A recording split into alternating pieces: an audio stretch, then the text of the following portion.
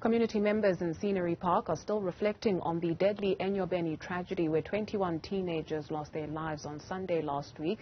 Today is exactly a week since the incident and there's still no official explanation on what exactly caused the deaths. We take you to Scenery Park. That's where we find Newzroom Afrika's Malungelo Booi, who's standing by to be in conversation with Scenery Park Youth Forum representative. Malu, good morning. Good morning, Duduzile. You're right. People are still reflecting on that tragedy. One of the questions, Duduzile, that a lot of people have been asking is what was the cause of death? And of course, authorities saying that the investigation into this particular matter is still underway. You'd recall last week there were even suggestions that carbon monoxide was to blame for the incident. And of course, that was because of the 2 generators that are used in that facility. And of course, because those generators are a few meters away from the facility, authorities are essentially, in a way, ruling out that carbon monoxide could actually be the cause of death. But of course, investigations into that are still underway. I want to bring in one of the youth forum leaders here in Scenery Park, Maxwell. Maxwell, thanks for your time. I just want to get a sense, man. How are you feeling? Yeah, thank you very much.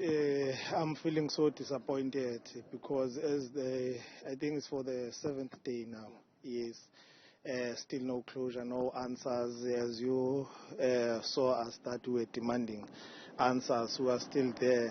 So now we feel like we are being failed here because we know these kids personally because we are staying with them here. We are also established a Better Future Solution Organization where we were tackling career guidance, trying to guide them so that they can have a brighter future. Sorry, Maxwell. I want you to tell me about, you're saying that you guys know some of these children personally. Just tell me about some of these children. Who were they? What did they want to be when they are adults? One of them used to like me a lot because he had no father. He was only living with the mother only. And then most of the time he would spend with me, telling me, Maxwell, you see what I would like to become. I would like to become a lawyer so that I can buy my mother a house, so that we can get out here and having some better future with my mother. That was so inspiring to me to see such a kid dreaming so big because she was trying to show us that we must keep up the good work, guiding them, assisting them to apply online universities. So that on its own, I could see even the picture of the day because it was only 2 weeks back telling me that. So you could imagine what I'm going through. Because I know him personally. So those dreams are shattered now because he's no longer. He's one of those who have died there. Now, it's really, really painful to me as I can see.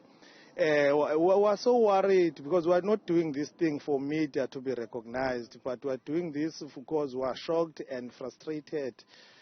Because we want justice. What can be done so that you can prevent this from happening? You said in your first question that you feel like you've been failed. I want you to explain to me what you mean by that.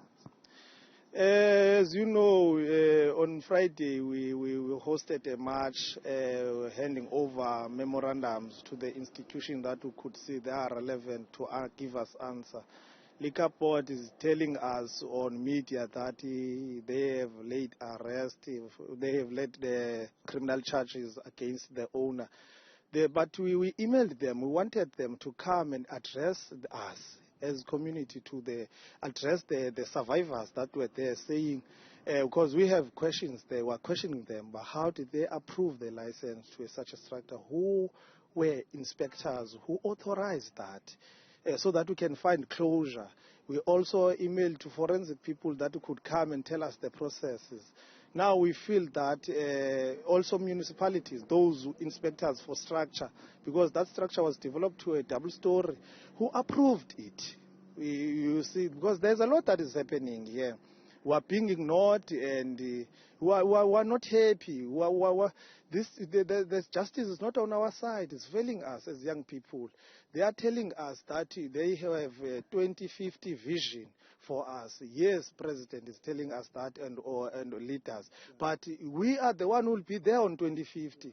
Now, the future of 2050, the vision, the implementers, they are no longer there now. You look at the implementers of the 2050. Yes, they are planning, they are telling the program of 2050. They will never be there on 2050. The people who implement that are now dead. What is that? Where is the future of this country when something like that? It's very. I'm so sorry to be up. It's very emotional. It's so stressing, and as I have mentioned before, that I was personally close with that. I played a role of a father to him. So we are not doing it for. So we would like to request all those relevant institutions that we emailed the memorandum. We are going to have a meeting now with the forum and try to seek answers to their offices, because this is very, it's sad, it's bad. We don't cope. Do you feel like you are forgotten here? Because that's one of the things that people talk about, that there's nothing for young people to do here. Do you feel like as young people here, you are forgotten? You're treated as if you don't exist? Exactly. For instance, we don't have libraries. We don't have no engagement for youth. What kind of society that we are living? Where is the future of this area?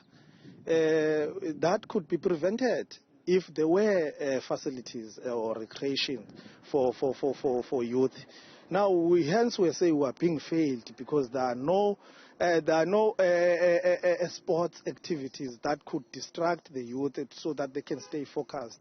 For example, there's nothing. Even you can go around and see the park. You can't see something that can entertain a child. I want to ask you a question, and this is something that you guys have spoken about, that parents have been blamed by some authorities. Why would they allow their children to go to a nightclub? Some people would say that's actually a relevant question. Yes, it's a relevant question. It's a fact. Parents need to be responsible, but as a head of state like Minister Bekicele is the one that I heard that he said parents should play their responsibility. He cannot say that because there are cases that our parents failed by that institution. As you were there on Friday handing over, telling them that's not a joke or trying to make a show. It was not a show.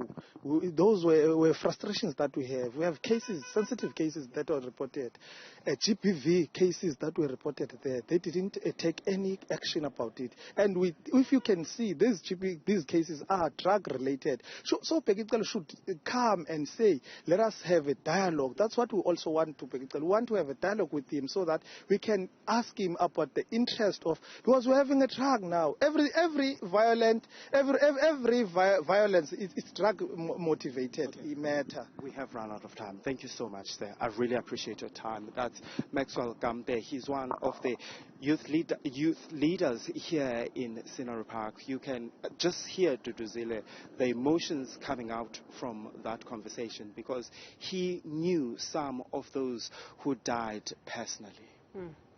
A very difficult conversation. Malungelo, Booi, thank you very much for that update.